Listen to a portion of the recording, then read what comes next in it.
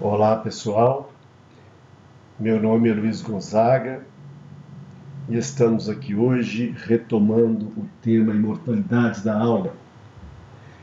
Vamos relembrar aqui alguns tópicos que foram abordados no primeiro semestre desse curso, com o título de Estudo da Imortalidade da Alma 1. Então, agora seria a continuação deste estudo. Nós vamos então relembrando esses tópicos, porque esses tópicos nós vimos no estudo passado, são fundamentais para a nossa compreensão de por que nós somos espíritos imortais. Então nós somos espíritos imortais porque somos filhos de Deus. Temos origem em Deus. Ali está a origem nossa, de nós como seres espirituais. Criaturas divinas, sustentadas pelo amor infinito do nosso Pai Celestial. Somos uma centelha divina, como se fosse um raio de luz que irradiou do foco de luz incriada do Todo-Poderoso, do nosso Pai de amor e de bondade. Dali, então, nós temos a nossa origem. E esse raio de luz, ao abaixar as suas vibrações de sua energia, abaixar por afastar do seu centro de radiação, que é o foco de luz incriada, o foco divino, ele torna-se matéria. Então, o raio de luz, quando abaixa suas vibrações, ele torna-se matéria. Einstein já dizia alguma coisa assim. Diz que a matéria é luz congelada ou luz condensada, que tudo era energia. Então a energia luminosa, ali também está a fonte, quando baixando as suas vibrações, a fonte do amor, da luz, que vai se tornar a matéria. Então tudo tem o nascedor na vontade luminosa do amor de Deus. Nas santíssimas palavras do João Evangelista, nós vemos isso aí. No capítulo 1, ele diz que o Verbo se tornou carne, ou seja, a palavra divina, a luz divina da vontade de criar de Deus, se tornou carne. E essa centelha divina, que se encontra incrustada, vamos dizer assim, na matéria, está ali como um diamante embotado pela ganga densa e escura, mas está trazendo dentro de si, está portando em si a luz que deverá ir voltando a brilhar no mundo à medida que vai se desenvolvendo através da longa jornada evolutiva rumo a se reunir conscientemente ao Pai Celestial. Relembremos nesse momento aqui as palavras do Gênesis, do capítulo 2, versículo 7, que, de alguma forma, bem contundente, vem corroborar com esses pensamentos. Então o Senhor Deus formou o homem do pó da terra e soprou em suas narinas o fôlego de vida, e o homem se tornou um ser vivente. Então quer dizer que do elemento mineral, do mais simples pó da terra, foi gerado, através da evolução, o homem vivente. João Batista ainda traz, através de Mateus capítulo 3, versículo 9, ali quando ele repreendia a falsidade dos fariseus e dos saduceus, traz esse pensamento dizendo o seguinte: não penseis que basta dizer, temos por pai Abraão, pois eu vos digo que mesmo destas pedras Deus pode suscitar filhos a Abraão. Então vejamos, essa centelha divina, que é o princípio espiritual saído do seio amoroso do Pai, começa então agora uma jornada de retorno a Deus, através das formas mais simples dos minerais. E aí, nessa trajetória evolutiva, passa pelo reino vegetal, depois de milênios e milênios, ao reino animal, e seguindo nessa jornada milenar, atinge o reino humano. E nesse patamar evolutivo de reino humano, no reino humano, né, nós conquistamos então a razão e o livre-arbítrio. E desde que nós inauguramos a faixa da razão e adentramos no reino humano, nos tornamos um espírito individualizado, um espírito humano. Se antes éramos um princípio espiritual, desenvolvendo-nos para adquirir uma individualidade que nos torna únicos, agora no reino humano nós tomamos consciência de que somos um ser individual. Nós tomamos consciência de que somos alguém. Nós tomamos a consciência nossa. Eu sou um ser. E a razão é que nos leva a tomar essa consciência, né? E construir a nossa individualidade, ou seja, somos um ser único agora, e não um princípio espiritual, que é a nossa origem, né? Todos nós viemos lá desse princípio espiritual, mas através das experiências nesses reinos que nós dissemos, mineral, vegetal, animal, atingindo o ser humano, a gente então deixa de ser um princípio espiritual, ali numa coletividade, né? Vamos dizer assim, para sermos um espírito individualizado. Então aí começa a nossa jornada como espíritos individualizados. Percebendo, porém, que já existíamos antes, já tivemos experiências antes para chegar nesse ponto. Mas ali nós tomamos consciência de que nós somos um ser. Nós chamamos para nós a responsabilidade também pelos nossos atos, já que adquirimos razão, de que adquirimos o livre-arbítrio. E eu pergunto, quantos bilhões de anos nós estamos nesse caminho para chegar até hoje? Bilhões de anos. São muito tempo, né? E mesmo assim, vejam bem, depois de tanto tempo de experiência evolutiva, Emmanuel chega e diz que somos como amebas pensantes. Ou seja, ainda somos muito incipientes no desenvolvimento da própria atividade de pensar. Quanto tempo, então, precisaremos para esclarecer e iluminar a nossa razão, para que então nos candidatemos a adentrar no reino dos céus? Bom, cada um chegará lá a seu tempo, né? Cada um tem a sua jornada, tem o seu tempo de desenvolvimento, de evolução. Uns vão mais rápidos, sem muitas escorregadelas pelo caminho, mas cada um chegará lá. Todos nós chegaremos lá, nesse reino dos céus.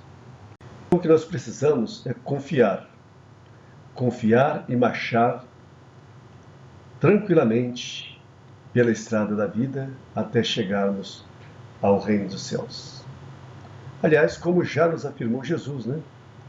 Que nenhuma de suas ovelhas se perderia no caminho. Essa promessa do Cristo traz para nós um alento, né, às nossas almas, traz uma certa confiança de que mais cedo ou mais tarde, trabalhando o nosso aprimoramento, a nossa reforma íntima, a nossa evolução, nós chegaremos ao reino dos céus. Bom, depois de nós já termos relembrado esses conceitos, vamos navegar aqui um pouco mais nos ditos da filosofia, da ciência e da religião, né? No sentido de reforçarmos o conceito da imortalidade da alma e desenvolvê-los um pouco mais, né? até mesmo nos conceitos mais atuais. Vamos lá na pergunta 134 do Livro dos Espíritos. Diz lá, o que é a alma? A resposta vem bem tranquila. Um espírito encarnado. Continua na mesma questão a pergunta. Que era a alma antes de unir o corpo? Um espírito. Então, nós somos espíritos imortais que, quando encarnados, somos chamados de alma. Em cada encarnação, nós assumimos uma personalidade humana, com todas as características necessárias a um bom aproveitamento daquela encarnação. E todas as experiências, conquistas e aprendizados de cada existência enriquecem-nos como espíritos imortais que nós somos. Mudamos a nossa personalidade humana a cada encarnação. Cada vez que nós vemos num corpo diferente, numa estrutura social diferente, com cargas genéticas diferentes, né? Hereditariedade. Mas a nossa individualidade divina, essa permanece em sua jornada evolutiva.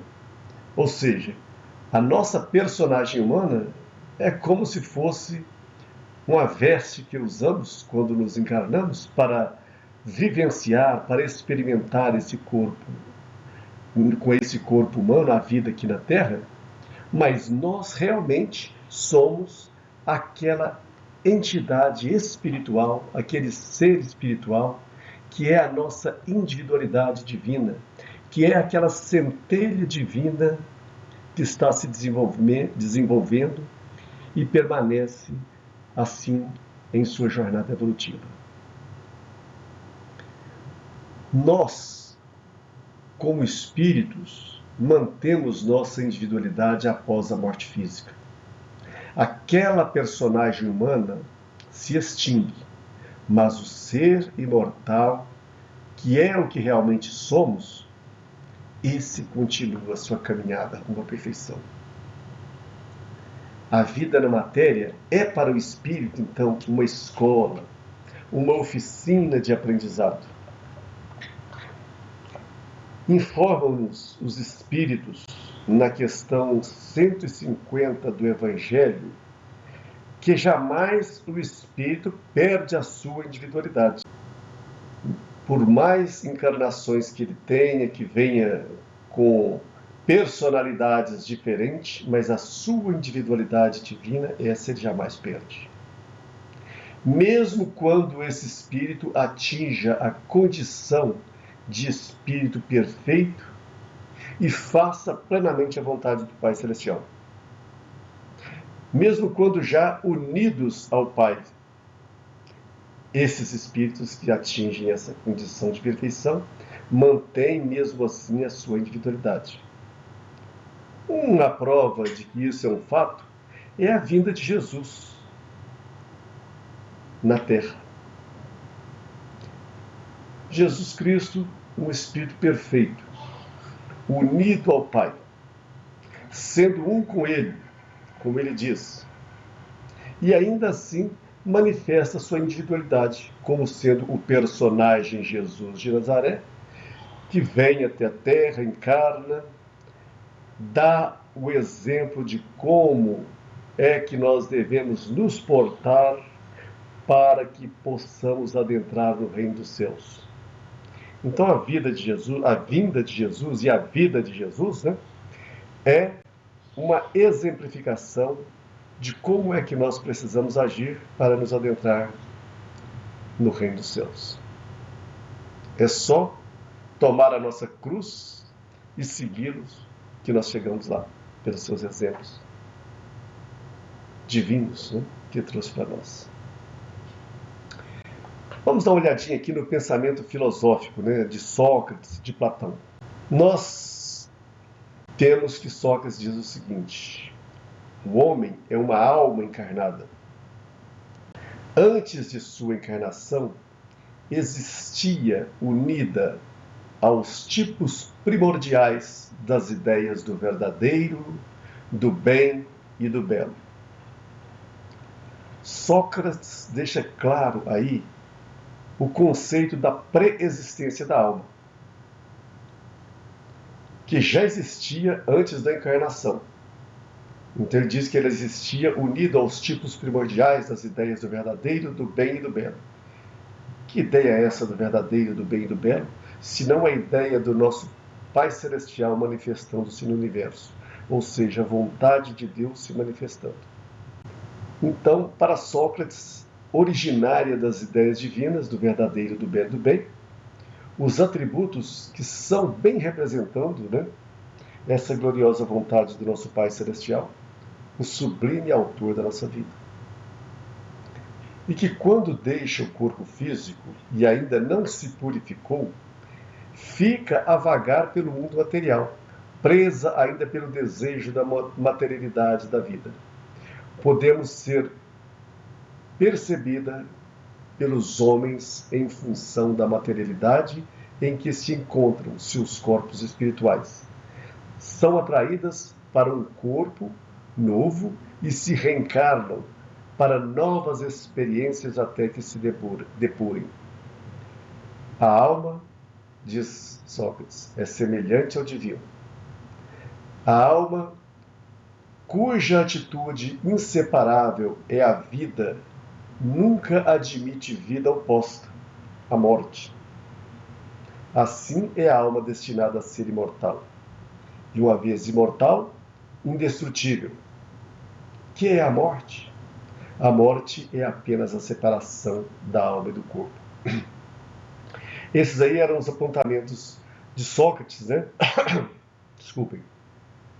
E esse ensinamento socrático, né, em sintonia com os ensinamentos do Cristo e da doutrina espírita, só vem reforçar para nós aquela ideia de que as grandes verdades são eternas, podendo ser percebida pelos espíritos adiantados em qualquer época da humanidade, em qualquer lugar desse universo infinito, essas verdades estarão se manifestando desta mesma forma.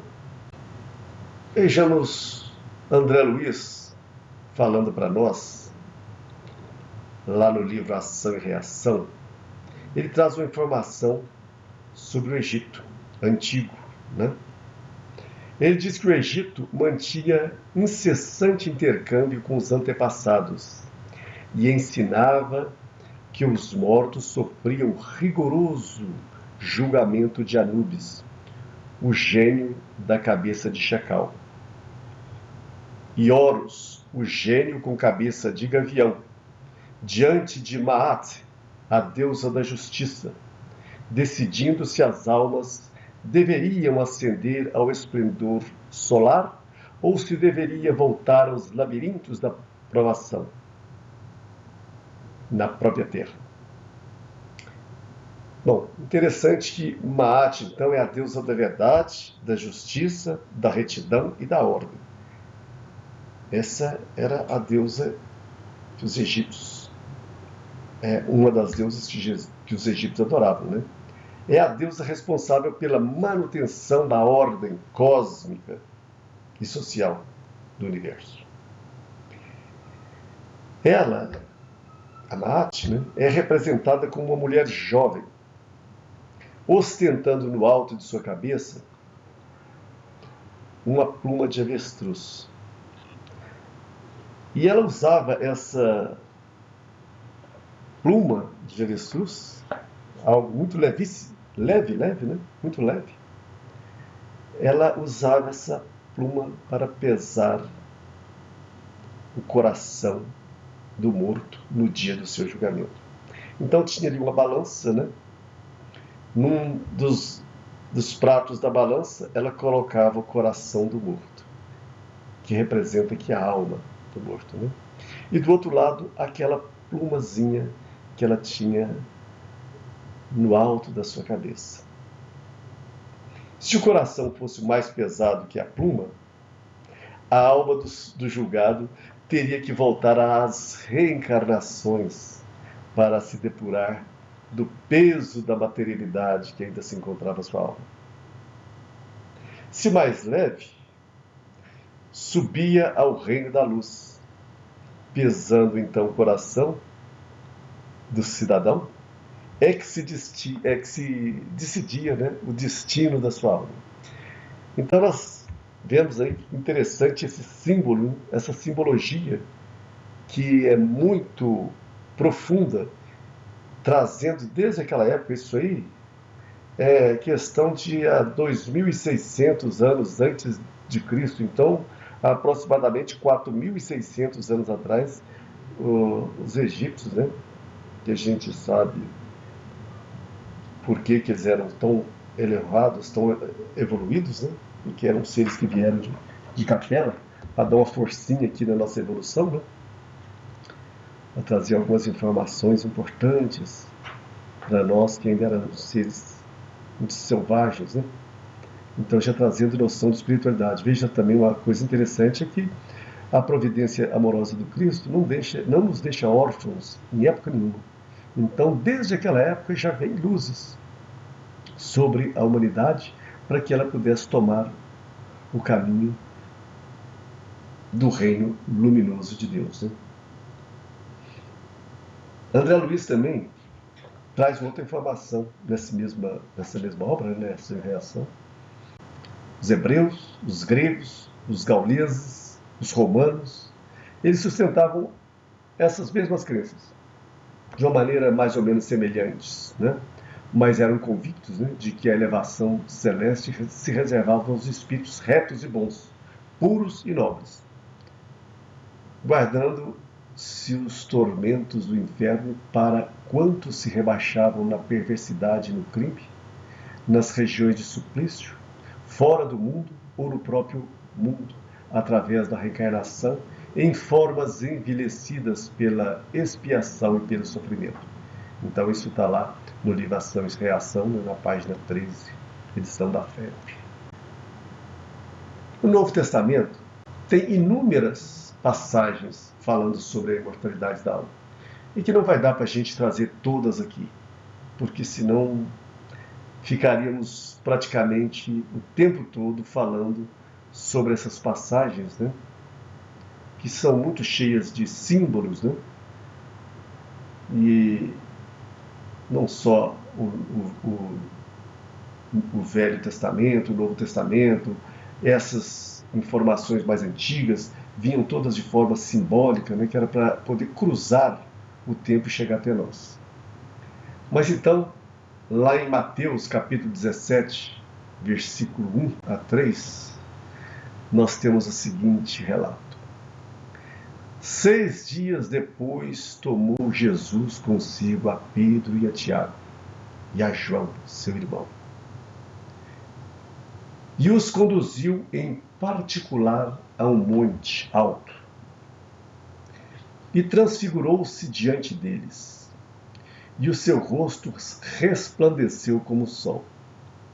Então veja bem, o rosto de Jesus resplandecendo como o sol de luz que ele é para todos nós. E as suas vestes se tornaram brancas como a luz. E eis que apareceram ao lado dele, né, Moisés e Elias. E Moisés e Elias falaram com Jesus. Então, é uma prova, né, bem contundente para os cristãos, pois os envolvidos nessa passagem são espíritos de altíssima evolução. E não dá para desconsiderar o testemunho do Cristo, que esteve ali e conversou com os espíritos materializados lá no Monte Tabor, né, de Elias e de Moisés. Tem também aquele momento, né, momento ímpar, singular, quando Jesus está na cruz e diz, chamando com grande voz, Pai, nas tuas mãos entrego o meu espírito. E havendo dito isso, expirou. Bom, aí então Jesus nos diz, né? Olha, eu estou morrendo aqui, meu corpo físico, estou deixando o corpo físico, mas entrego ao meu espírito nas mãos do Pai Criador. Aí demonstrando com essas palavras a confiança de que estava voltando ao reino dos céus, de onde ele tinha saído. João também nos fala no capítulo 14, versículo 2 e 3, né? Aquela frase: na casa de meu pai há muitas moradas, estou indo para que onde eu esteja vós também. Jesus está nos dizendo aí que existe um outro mundo, né? Aliás, vários outros mundos, né? Várias casas, né? Várias moradas que servem, então, de habitação, de morada, aos que deixam a vida no mundo material e partem. Estevão também, né? Enquanto apedrejavam ele orava e dizia: Senhor Jesus, receba o meu espírito. Então a confiança de Estevão, quem puder ler o livro Paulo e Estevão, né? Quem ainda não leu, quem tiver lido também pode reler, que é uma beleza, traz aí essa história de Estevão e é maravilhoso poder ver. Paulo de Tarso também, né? Fala lá na carta aos Coríntios, né? Capítulo 15, versículo 53. Porque convém que isto que é corruptível se revista da incorruptibilidade, e que isso que é mortal se revista da imortalidade. Nós temos aí que o corpo físico, que nesta maneira, né, está sujeito à mutação, à impermanência, à corrupção e à morte, né? Porque corrupção é aquilo que se desfaz, que perde a consistência, né? Se corrompe, que se desestrutura daquilo que estava organizado, que estava bem feito, né? Então, a corrupção do corpo é a morte do corpo físico, né? Então, se a morte chega para o corpo, é uma forma dela se libertar para a vida eterna. Precisa, para sustentar as próprias mudanças de algo que é imutável, né? Que é imortal, precisa do espírito com seu perispírito para governar e dirigir suas ações na vida material. Então, se o nosso corpo físico é suscetível à corruptibilidade, né? À degenerência, à morte, ele precisa, para se manter vivo enquanto aqui na Terra, de que o espírito esteja ali comandando, ou seja, o que é incorruptível, né? O que é imortal, precisa estar ali. Porque se nós não tivéssemos um espírito imortal, nós não conseguiríamos manter a nossa vida na Terra. Tudo o que existe no universo, tudo o que existe no universo, tem, no universo material, quando a gente está querendo dizer do universo material, tem por trás daquilo ali, dessas forças materiais, a força espiritual. É o espírito que sustenta a matéria. É ele que mantém. E esse espírito é a vontade de Deus. É o amor de Deus. Essa é a lei, né? E nós vamos ver isso aí. A ciência está chegando lá. Antes de falarmos sobre provas científicas da imortalidade, vamos ver mesmo o que é ciência. O que é ciência? Já que vamos falar das provas científicas. A ciência é o conhecimento que explica os fenômenos obedecendo às leis que foram verificadas por métodos experimentais. Para Platão, o conhecimento é crença verdadeira justificada. E o método científico é um conjunto de regras para a obtenção do conhecimento. É pela aplicação do método científico que o pesquisador comprova teorias. Geralmente, o método científico engloba algumas etapas, como a observação, a formulação de alguma hipótese, a experimentação, a interpretação dos resultados e, por fim, a conclusão. A física quântica, por exemplo, ela baseia-se quase somente em teorias que se apoiam apenas pela conclusão lógica.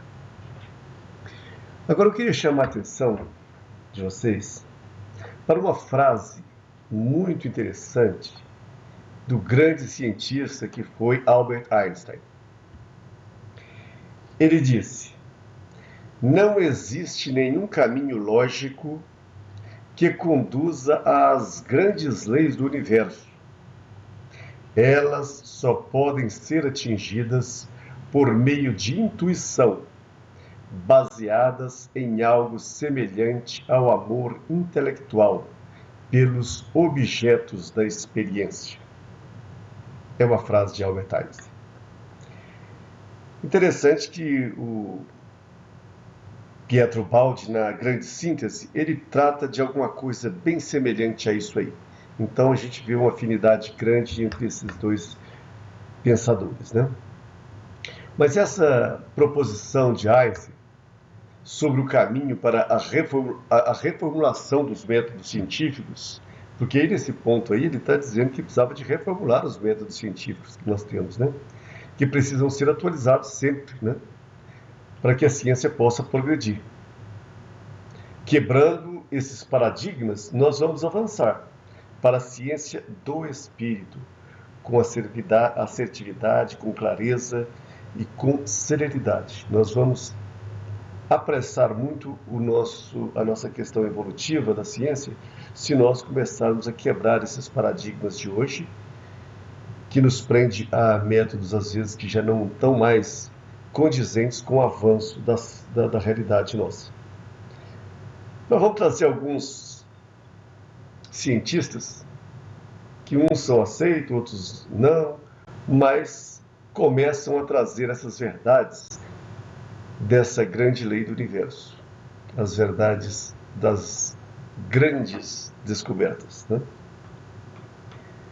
No seu livro intitulado O Biocentrismo, que tem o título Como a Vida e a Consciência são as chaves para entender a natureza do universo, o Dr. Robert Lanza, que é especialista do tempo e do espaço, medicina regenerativa, pesquisas com células-tronco, clonagem de espécies animais ameaçadas de extinção, estudos com física, mecânica quântica e astrofísica. Estuda um pouquinho, né? E ele conclui algo muito interessante em seus estudos. Dizer o seguinte: é a consciência que cria o universo material e não o contrário. Então, vejam bem, é a consciência que cria o universo material e não o universo material que faz surgir uma consciência. O que nos lembra isso aí? Da questão que Kardec coloca aos espíritos e que eles dizem que existe o princípio espiritual e o princípio material, como os dois elementos gerais do universo, e acima de tudo, Deus. Então, Deus, que vai criar o universo através do seu pensamento, da sua vontade, né? Criar esse universo material. Então, bem a par e passo está hoje a ciência com as palavras do Cristo, né? Ele ainda diz o seguinte, esse cientista é o Dr. Robert Lanza: a morte da consciência simplesmente não existe. Ele só existe, né, como um pensamento, porque as pessoas se identificam com o seu corpo. Eles acreditam que o corpo vai morrer mais cedo ou mais tarde, pensando que sua consciência vai desaparecer. Bem, Nos parece que a consciência aí trazida por ele quer dizer, na nossa linguagem, né, espírita, o espírito. E esse espírito é que cria a realidade material. E para fazer isso, esse espírito tem que ser imaterial e imortal, tal qual o nosso Pai Celestial, né? Porque nós fomos criados à imagem e semelhança de Deus. Deus é o criador de tudo que existe. E nós trabalhamos na cocriação do universo, daquele universo do qual nós podemos agir, né? Nós trabalhamos na manutenção, no desenvolvimento do nosso corpo físico, das nossas ações, né? Então nós também criamos a realidade que nós vivemos, né? A nossa realidade, antes de existir fora, ela existe dentro de nós, nos nossos pensamentos. Porque os nossos pensamentos são a expressão do que nós sentimos. Nós sentimos, pensamos e depois agimos. Esse é o princípio do desenvolvimento da vida em nós. Sentir, pensar e agir.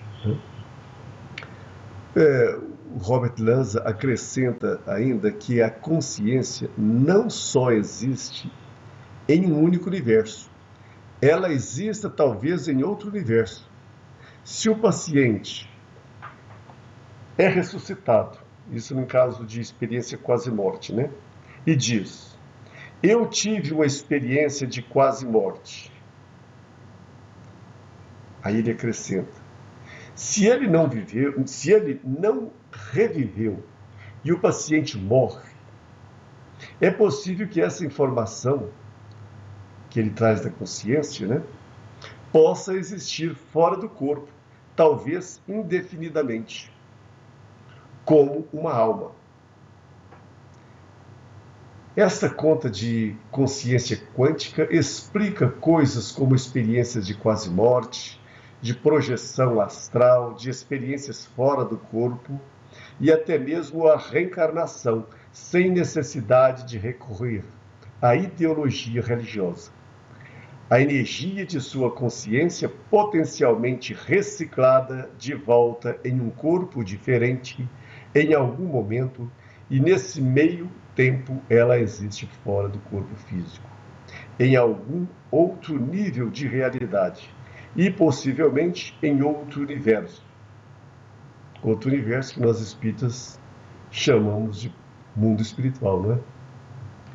Bem, vocês podem observar então que essas teorias trazidas pelo Dr. Lanza, através de suas pesquisas, nos parece um grande avanço que a ciência oficial traz na atualidade, corroborando os ensinamentos de Jesus e da doutrina espírita.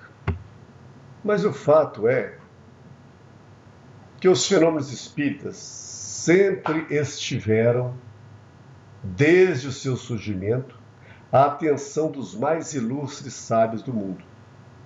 E aqui nós vamos dizer alguns nomes desses grandes cientistas, pesquisadores, que de Kardec para cá, né, começaram a pesquisar a ciência do espírito.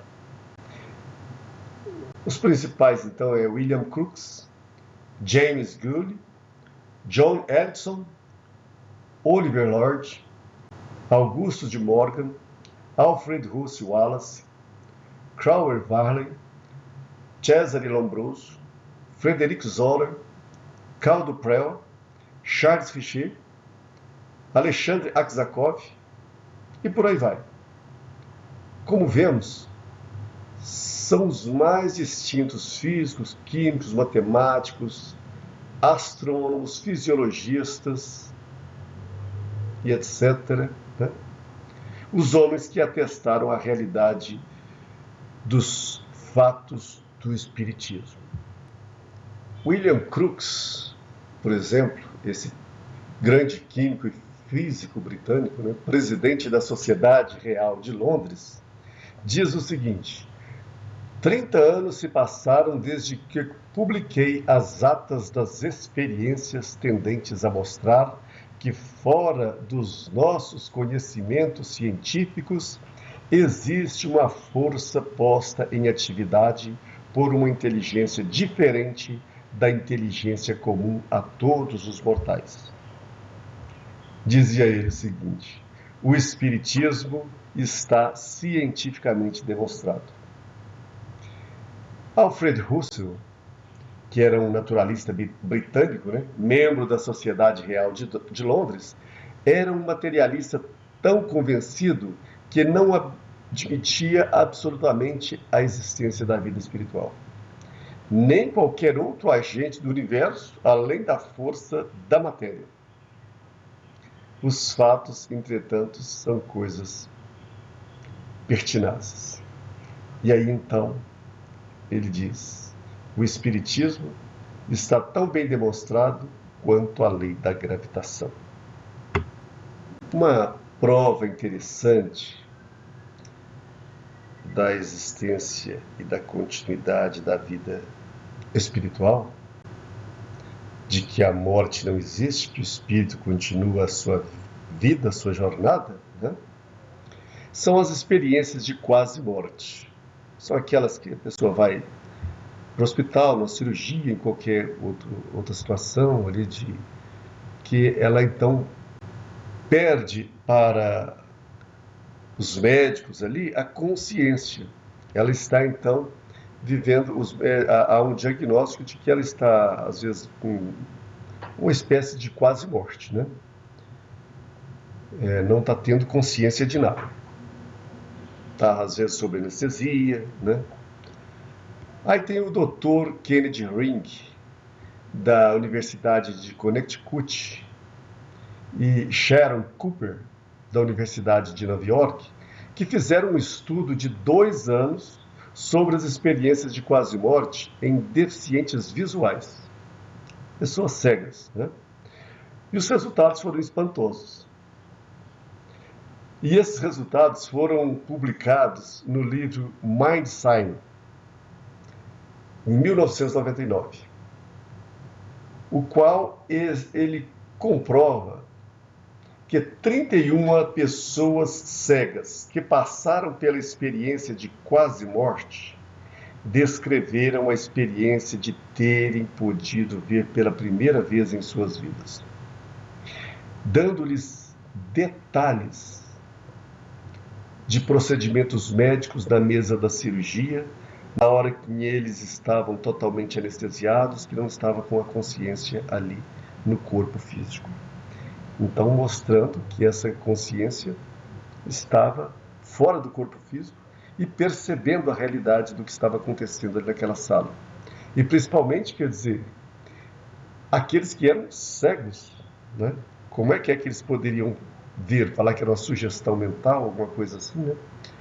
Eles puderam detalhar com precisão instrumentos, quadros, enfim, todas as coisas que estavam ali no ambiente da sala, movimentações, o que acontecia naquele momento, eles perceberam tudo. Tem também o médico oncologista, né? Dr. Jeffrey Long, que dirige a Fundação de Pesquisa sobre EQM e tem recolhido mais de 2.500 estudos de casos em todo o mundo, de pessoas que tiveram esse tipo de experiência, ou seja, experiência quase morte, a EQM, usando para isso um método científico, né? E ele diz o seguinte: minha área profissional está baseada em pesquisas sobre experiências de quase morte.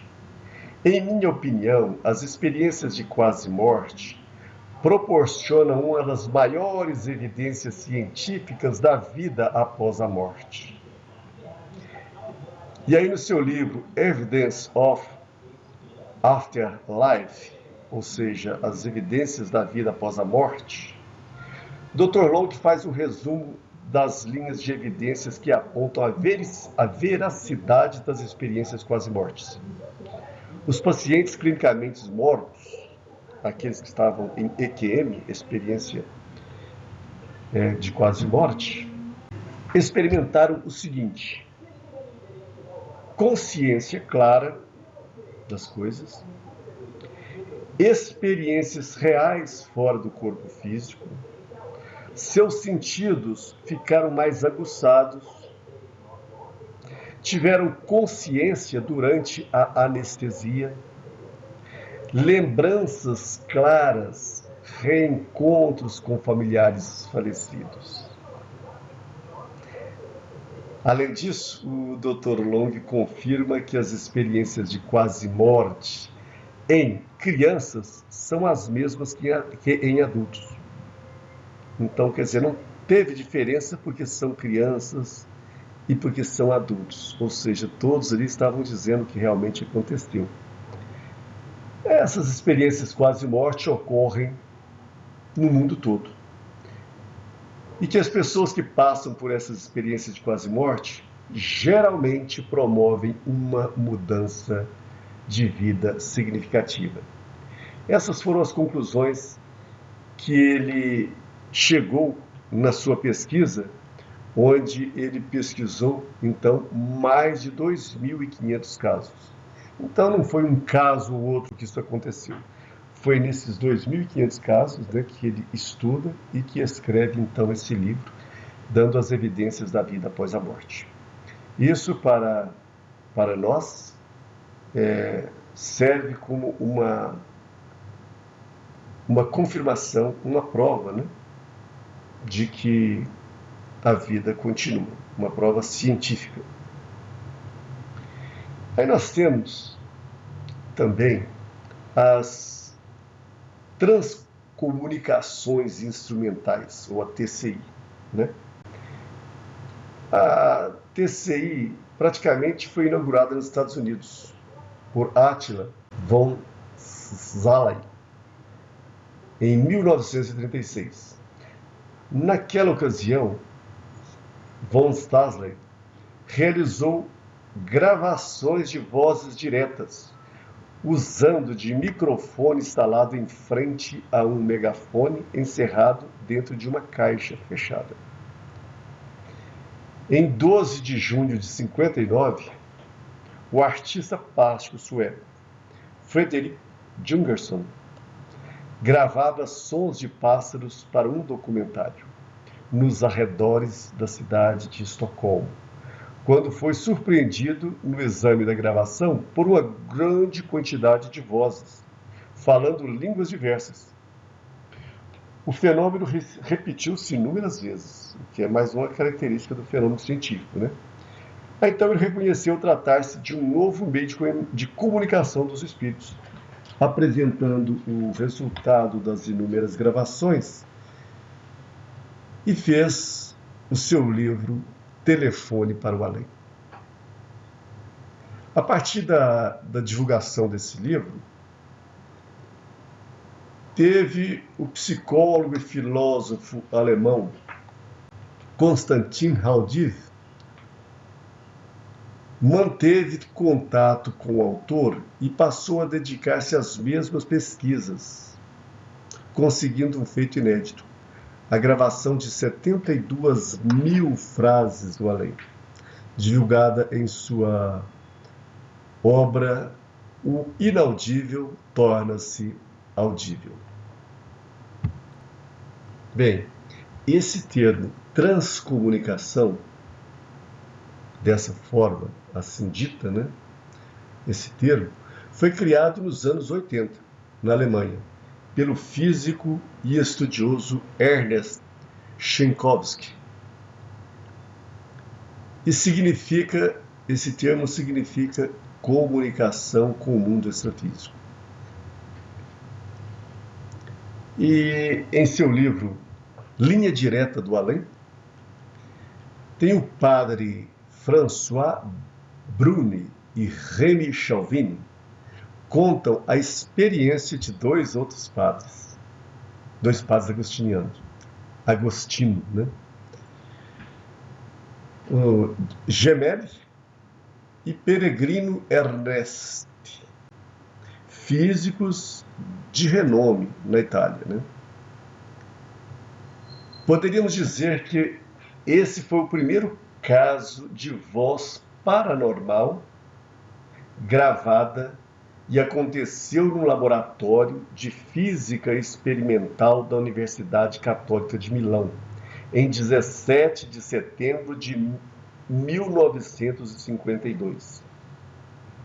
Ali estavam os padres, né, Gemelli e Ernest, realizavam a experiência com cantos gregorianos.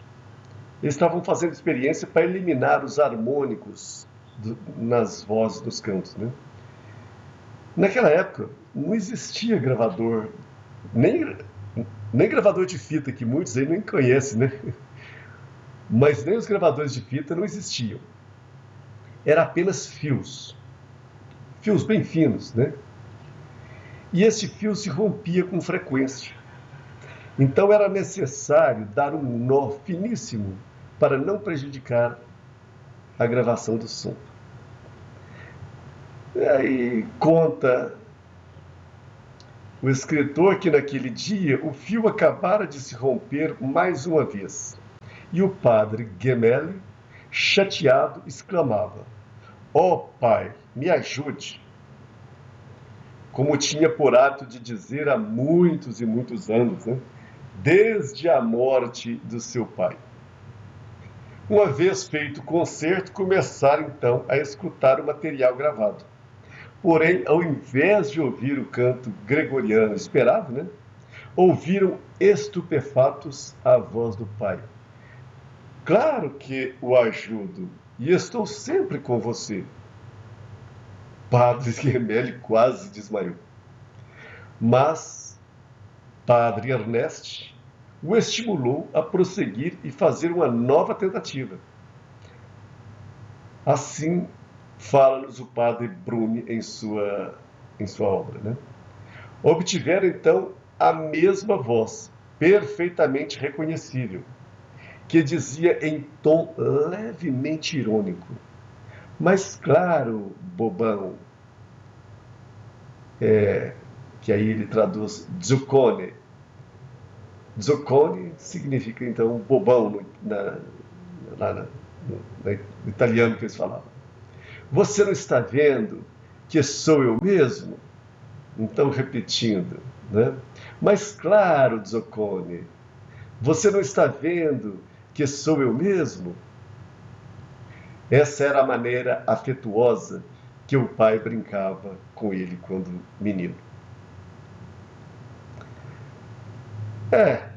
E o Brasil ganhou respeito também nesse campo de pesquisas, graças ao trabalho de Clóvis Nunes, do engenheiro eletrônico Hernani Guimarães de Andrade, do professor Mário Amaral, de Sônia Rinaldi e tantos outros pesquisadores brasileiros, né, que fizeram essas pesquisas.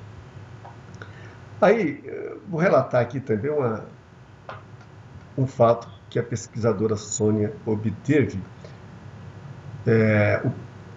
Ela fez uma gravação e foi o primeiro laudo internacional confirmado que a voz era de um espírito. Como é que isso aconteceu? O caso estudado cientificamente, né, pela Sônia, é o de Cleusa Júlio, uma mãe como outra qualquer. Não suportava a dor da perda da filha adolescente, Edna, que morreu há 3 anos, atropelada por um carro quando andava de bicicleta. Eu estou dizendo morreu há 3 anos, da época que foi escrito esse texto, né? Dilacerada, procurou a Associação Nacional de Transcomunicadores, presidida por Sônia, e conseguiu estabelecer comunicação com a menina. E uma das conversas gravadas entre mãe e filha foi enviada depois a um centro de pesquisa em Bolonha, na Itália, o Laboratório Interdisciplinar de Biopsicocibernética, único, até naquela época, né, que foi escrito esse texto, na Europa, totalmente dedicado ao exame e análise científico de fenômenos paranormais. Junto foi encaminhada outra fita, além da fita que gravou a transcomunicação, né? Uma outra fita com um recado que foi deixado pela Edna numa secretária eletrônica, antes, naturalmente, dela morrer. O resultado é que acaba de chegar, surpreendentemente, um laudo técnico de 52 páginas, cuja conclusão diz: a voz gravada por meio da transcomunicação é a mesma guardada na secretária eletrônica. Bem, caros amigos, essas pesquisas de transcomunicação instrumental, de experiências quase mortes, são inúmeras por todo o mundo. Nós trouxemos aqui só pequenos exemplos, né, para que a gente possa perceber que existe essas pesquisas e que a ciência está aí com isso, com a transcomunicação instrumental, por exemplo, ajudando muito a compreendermos que a alma é imortal, que nós somos espíritos eternos e que a morte não ceifa a vida, né? Mas é interessante a gente observar que o fenômeno da transcomunicação instrumental, por exemplo, outra coisa não traz a não ser um valor em si mesmo, que seja, né, aquele valor da nossa consciência desperta para a verdadeira vida. Porque o fenômeno da transcomunicação é um instrumento, né, de entrar em contato com os espíritos. Assim como o médium também é um instrumento de entrar em contato com os espíritos. Agora, o que importa num fenômeno mediúnico? Não é o fenômeno em si, né? Mas o que ele traz, a palavra que ele traz, o ensinamento que ele traz, a nossa busca de tomada de consciência de que somos espíritos eternos, que não estamos aqui de férias, né? Que nós temos que trabalhar para a nossa evolução, né? Então esse é o valor que nós devemos buscar nessas provas científicas. Se para nós está comprovado já, então só nos resta uma coisa: trabalhar para a nossa reforma moral, para a nossa reforma íntima, para o nosso autoconhecimento, para que a gente possa atingir o tão sonhado por todos nós, né, o reino da luz. Cabe aí um discernimento exemplificado e exaustivamente sugerido aos espíritas, né, por parte de Kardec, em todas as suas obras, né, diante de qualquer fenômeno de comunicação espiritual. Quer dizer, o que nós estamos buscando através do fenômeno? Se para mim eu já tenho essa prova, que a prova é mesmo, a melhor prova é aquela prova individual, aquela que fala aos nossos sentidos, aquela que fala no nosso mais íntimo do ser. Quantos cientistas aí, um caso dele, o Carl Gustav Jung, né, que acreditava na vida após a morte, que teve várias, que na sua própria ciência, né, da psicologia analítica, os desdobramentos dos seus estudos foram baseados muito nos fenômenos, né, de emancipação da alma, de intuições, de visões, né?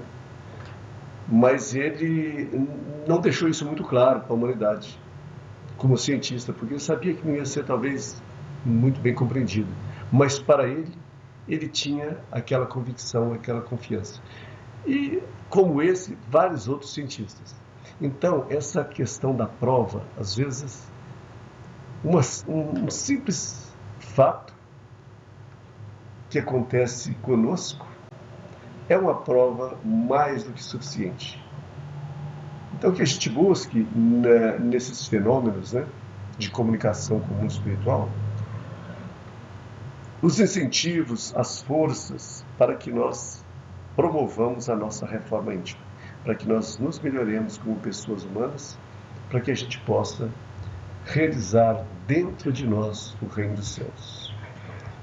Agradeço a todos por ter estado aqui conosco e que Jesus nos abençoe sempre. Obrigado.